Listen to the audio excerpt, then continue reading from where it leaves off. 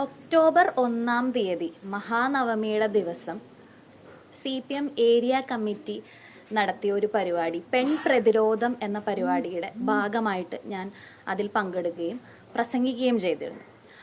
അതൊരു രാഷ്ട്രീയമായ പാർട്ടി, ഏതെങ്കിലും ഒരു രാഷ്ട്രീയ കക്ഷിയുടെ ഭാഗമായിട്ടോ ആ രീതിയിലൊന്നുമല്ല.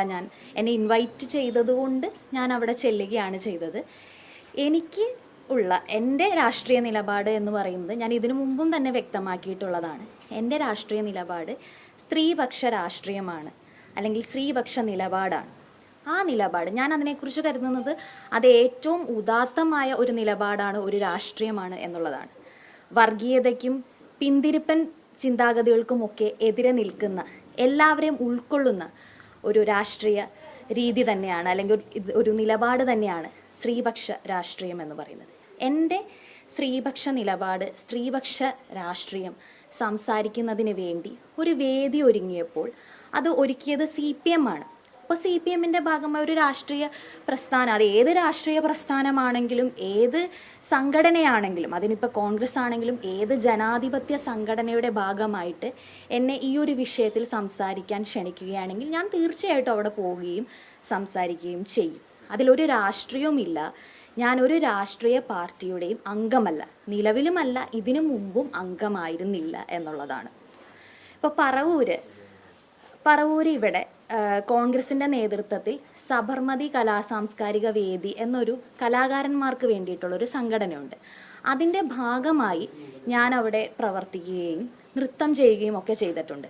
സമാനമായ രീതിയിൽ CPMൻ്റെ പറവൂരുള്ള ഒരു സംഘടനയാണ് EMS പഠന കേന്ദ്രം എന്ന് പറയുന്നത്.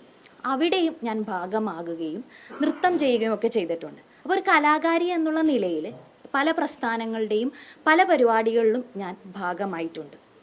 ഇതിനു മുമ്പും അങ്ങനെയാണ്, ഇപ്പോഴും അങ്ങനെ ഞാൻ പല വേദികളിലും വരുന്നുമുണ്ട്. അപ്പം ഇതിനെ ഒരു വിവാദമാക്കേണ്ട, അല്ലെങ്കിൽ ഇതൊരു രാഷ്ട്രീയമായ കാര്യമാണ് എന്നുള്ള രീതിയിൽ ഒരു വിവാദമാക്കേണ്ട കാര്യമില്ല. അതിൽ ചില മീഡിയാസ് കൊടുത്തൊരു കാര്യം എനിക്കതിനകത്തൊരു ചെറിയ വിയോജിപ്പുണ്ട്. അതായത് KJ ഷൈൻ ടീച്ചർക്കെതിരായിട്ടുള്ള സൈബർ ആക്രമണ പ്രതിരോധ പരിപാടിയിൽ റിനി പങ്കെടുത്തു എന്നുള്ള രീതിയിലാണ് പല മാധ്യമങ്ങളും കൊടുത്തത്. എന്നാൽ അത് തെറ്റായ ഒരു കാര്യമാണ്. KJ ഷൈൻ എന്നൊരു പ്രത്യേകമായൊരു സ്ത്രീയെയും ഉദ്ദേശിച്ചുകൊണ്ടല്ല ആ പരിപാടി നടത്തപ്പെട്ടത്. സ്ത്രീകൾക്കെതിരെയുള്ള അതിക്രമങ്ങൾ, സ്ത്രീകൾക്ക് എതിരെ നടക്കുന്ന സൈബർ അധിക്ഷേപങ്ങൾ, അതിനെതിരെയുള്ള പെൺ പ്രതിരോധം എന്ന പരിപാടിയാണ്.